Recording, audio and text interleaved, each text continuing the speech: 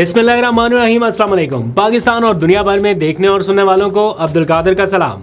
शहर इक़्तिदार में कुछ अहम मुलाकातें इस वक्त जारी हैं। ये हालिया टाइमलाइन को देखकर ये कहना गलत नहीं होगा कि सियासत का इस वक्त सुपर ओवर या फाइनल राउंड जारी है और सबकी नज़रें इस बात पर है कि अब आइंदा 2 से 3 दिनों में क्या होने वाला है, क्योंकि कोई मुमकिन कानून साजी की बाज़गश्त इस वक्त रेड जोन के अतराफ़ में बहुत तेज़ी से गर्दिश कर रही है। अफवाहें तेज़ी से फैल रही हैं कि क्या होने जा रहा है, कोई ऐसी कानून साजी जिसका मुल्की सियासत पर इम्पैक्ट होगा।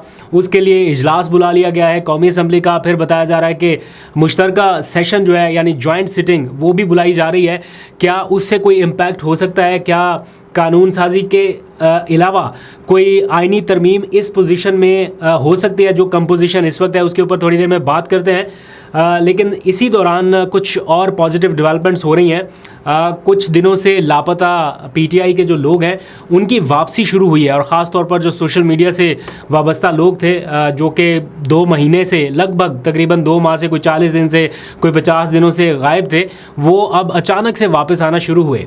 गुज़िश्ता 24 घंटों के अंदर जलसा मुलतवी होने से लेके उसके बाद से जो मुहर्रिकात जो चीज़ें सामने आई हैं उनको कुछ लोग जो हैं वो CBMs का नाम भी दे रहे हैं, यानी कॉन्फिडेंस बिल्डिंग मेजर्स, यानी एतमाद साजी के लिए कुछ जेस्चर जो हैं उसका हवाला दिया जा रहा है। क्या वाकई ऐसा हो रहा है? इसके बारे में कंफर्म कुछ नहीं कहा जा सकता, लेकिन कुछ पॉजिटिव साइंस जो हैं वो नज़र आए हैं। लेकिन दूसरी तरफ से साथ ही कुछ लोग जो हैं जो दूसरी साइड के थोड़ा करीब समझे जाते हैं वो ट्वीट्स कर करके बता रहे हैं कि कतअन ऐसी कोई चीज़ नहीं है, कोई राब्ता इस्टेब्लिशमेंट की तरफ से इस्तवार नहीं हुआ, ना कोई दरख्वास्त की गई, और ये बिल्कुल इमरान खान साहब की जो बॉडी लैंग्वेज है, जो वो हंसते मुस्कुराते जेल में नज़र आए, ये सारा कुछ ऑप्टिक्स है।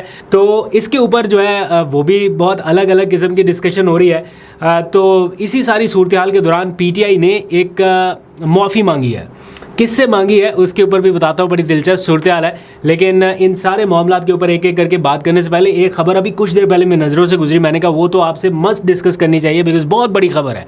और ख़बर यह है कि पाकिस्तान में 5G इंटरनेट लॉन्च करने का फ़ैसला हो गया है। यानी जो मुतलका इदारा है PTA, उसके जो सरबराह हैं उन्होंने कायमा कमेटी बराए इंफॉर्मेशन टेक्नोलॉजी में ये स्टेटमेंट दे दिया है कि जनाब पाकिस्तान में अब 5G इंटरनेट आने वाला है और अप्रैल 2025 में उसकी लॉन्चिंग हो जाएगी।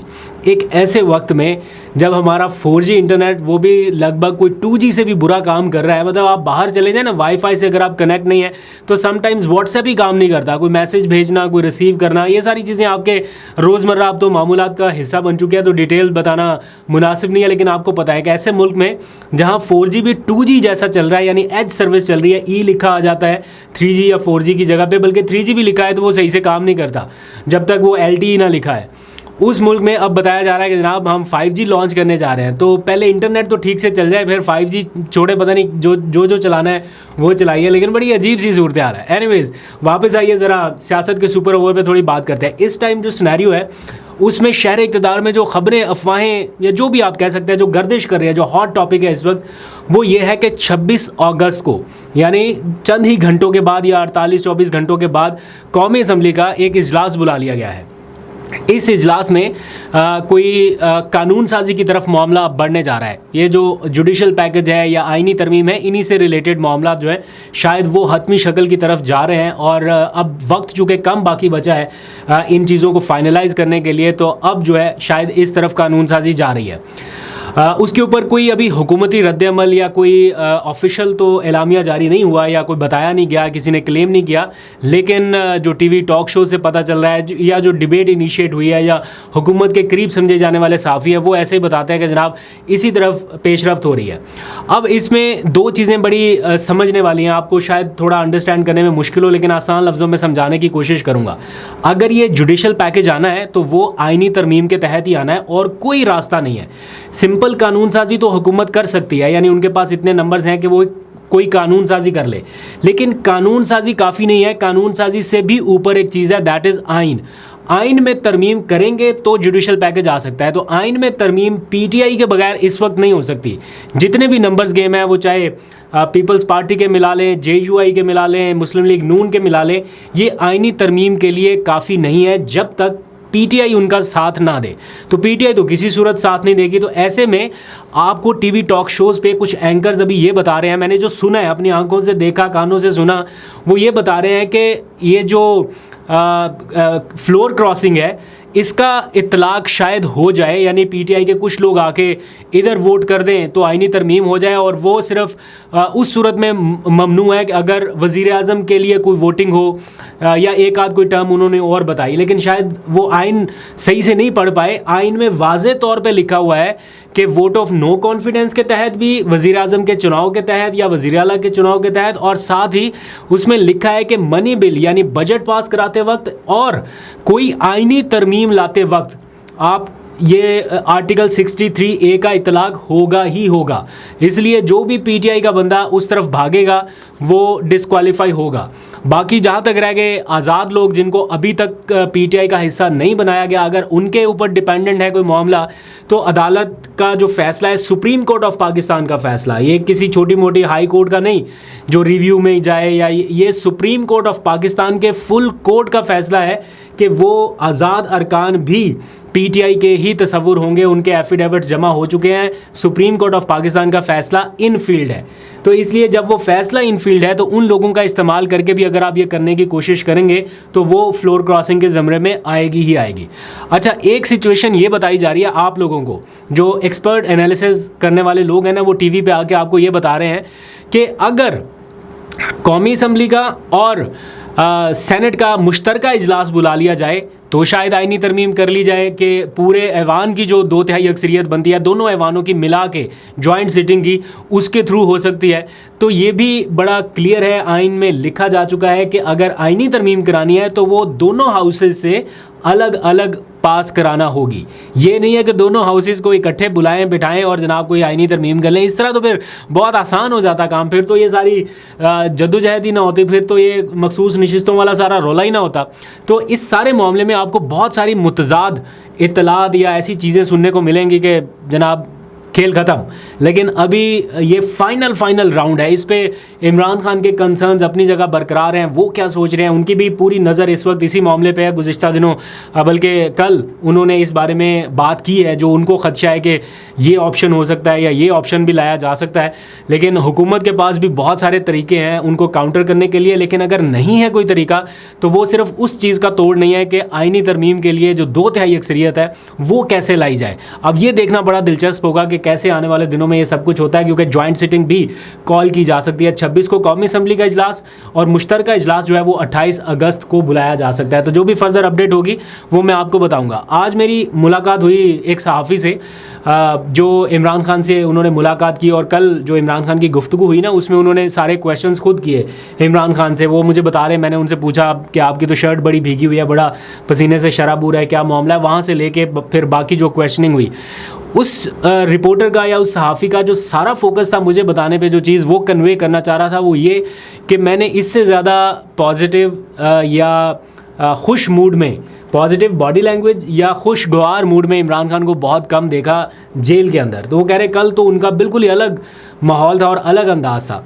अब वो इमरान खान माइंड गेम के एक्सपर्ट तो हैं, उन्होंने अपनी बॉडी लैंग्वेज से जो मैसेज, जो सिग्नल दिया, उसकी वजह से मैं देख रहा हूँ कि कुछ सहाफ़ी जो हैं वो ट्वीट कर करके बता रहे हैं कि नहीं नहीं नहीं नहीं नहीं, उधर उस साइड से कोई रब्ता नहीं हुआ, बिल्कुल कोई रब्ता नहीं हुआ, ये गलत है, ये उनकी बॉडी लैंग्वेज जो है वो एक धोखा है, या मतलब इतना पैनिक है कि क्लैरिफाई करना पड़ रहा है।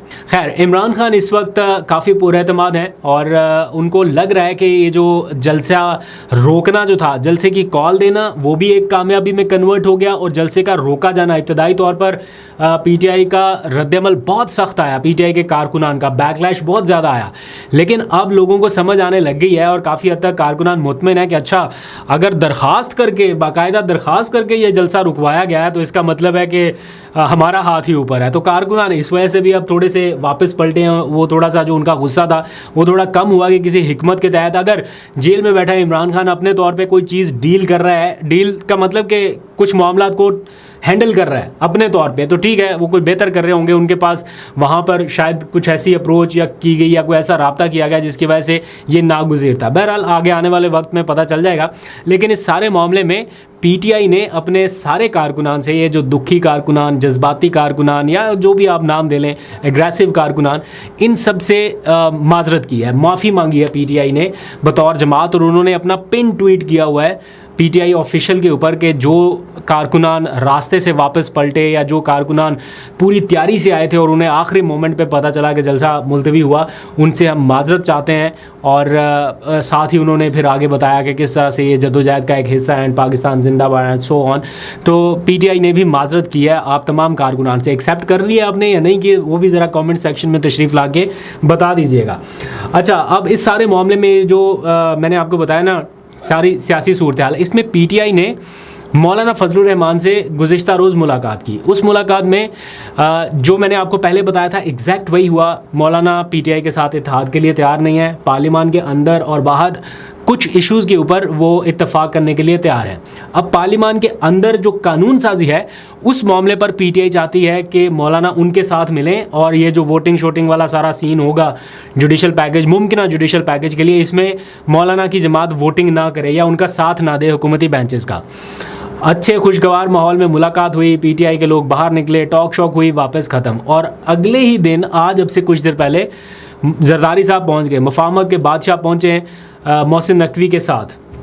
और जब मुलाकात करने वाले जो है ना वो उसमें कौन कौन शामिल है उससे सारा अहवाल समझ आ जाता है कि इस मुलाकात में क्या बात हुई होगी या क्या डिस्कशन हुई होगी या इसका आउटकम क्या हो सकता है। तो अब मुझे लगता है मौलाना साहब ने सारे दरवाजे खुले रखे हैं, वो पीटीआई के साथ भी बात करें। और सियासत होती ऐसे ही है बाय द वे, इसमें कोई मैं वो ये नहीं कह रहा कि वो गलत कर रहे हैं, इसी तरह होती है। मौलाना उनका नुक्ता नज़र भी सुन लिया, फिर आगे हुकूमती लोगों का भी सुन लिया। अब मौलाना जो है वो कंफर्ट जोन में है, उनको इधर से भी ऑफ़र है, इधर से भी ऑफ़र है। और बल्कि पीटीआई की तरफ से उनको सेनेट में लाने के हवाले से, सेनेट की कुछ नशिस्तें देने के हवाले से भी कुछ चीज़ें चल रही थी। तो बहुत सारी चीज़ें ऑन बोर्ड हैं। तो मौलाना साहब जो है वो इधर भी जाएं तब भी फ़ायदा, इधर जाएं तब भी फ़ायदा। लेकिन अगर दुरुस्त सिमत में चल पड़ेंगे तो असल फ़ायदा उनका तभी है इन द लॉन्ग रन। देखते हैं क्या डिसाइड करते हैं वो।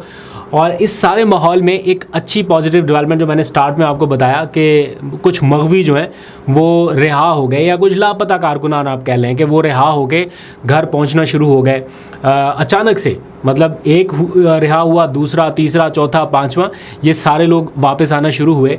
और ज़्यादातर का ताल्लुक पीटीआई की सोशल मीडिया टीम से, और बड़े दिन से मेरा ख्याल है ये लापता थे। अब वो वापस अपने घरों को पहुँचे, जो कि एक बहुत अच्छी बात है। मैं देख रहा था उनमें फ़रीद मलिक हैं, फिर मलिक रिजवान, जो बहुत ही नाइस, डिसेंट और शरीफ आदमी, जिनको मैं ज़ाती तौर पे जानता हूँ। बाकियों को तो ज़ाती तौर पे नहीं जानता, मलिक रिजवान को तो मैं जानता हूँ। बहुत ही हम्बल और बहुत शरीफ-उन-नफ्स आदमी है। फिर उनके सगे भाई वो भी वापस आ गए। फिर अताउर रहमान नामी कोई नौजवान है, वो भी वापस आ गए।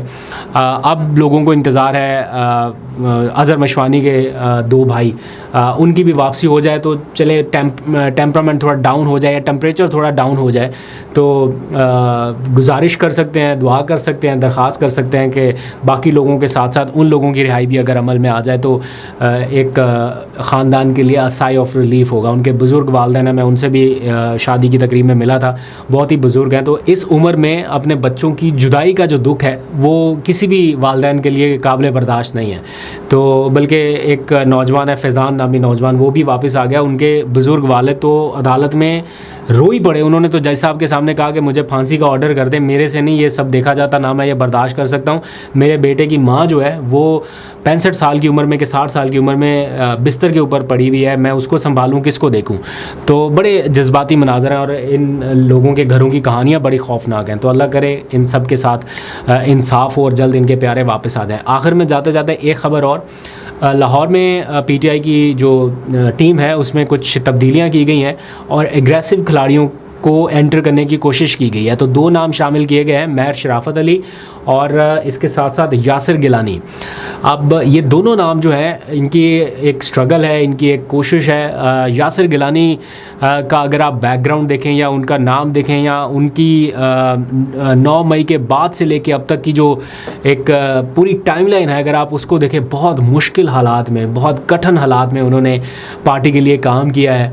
ऑल्दो कि अपनी सीट वो 45 45 और 47 के चक्कर में अभी उनके हाथ में नहीं है वो नशिस्त, ऑल्दो के जीते हुए हैं फॉर्म 45 के अकॉर्डिंग, लेकिन 47 के अकॉर्डिंग वो अपने सारे नताइज हाथ में लेके फिर रहे हैं। लेकिन ग्राउंड का बंदा है, काम किया हुआ है, बेतहाशा मुश्किल वक्त देख चुका, और दोनों नहीं लेकिन यासिर गिलानी को मैं चूँकि ख़ुद जानता हूँ बराह रास्त भी, तो उन्होंने बड़ा ज़बरदस्त काम किया हुआ है। तो मेरा ख्याल है उनका टीम में आना ये पीटीआई की जो एक तंजीमी मामलात हैं या क़यादत के मामलात हैं उनको थोड़ा सा स्ट्रीमलाइन कर सकेगा। इस किस्म के लोगों को आगे आना चाहिए, इस किस्म के लोगों को पार्टी की बागडोर संभालनी चाहिए। अभी तक के लिए इतना ही, अपना फ़ीडबैक ज़रूर दीजिएगा। अल्लाह हाफ़िज़।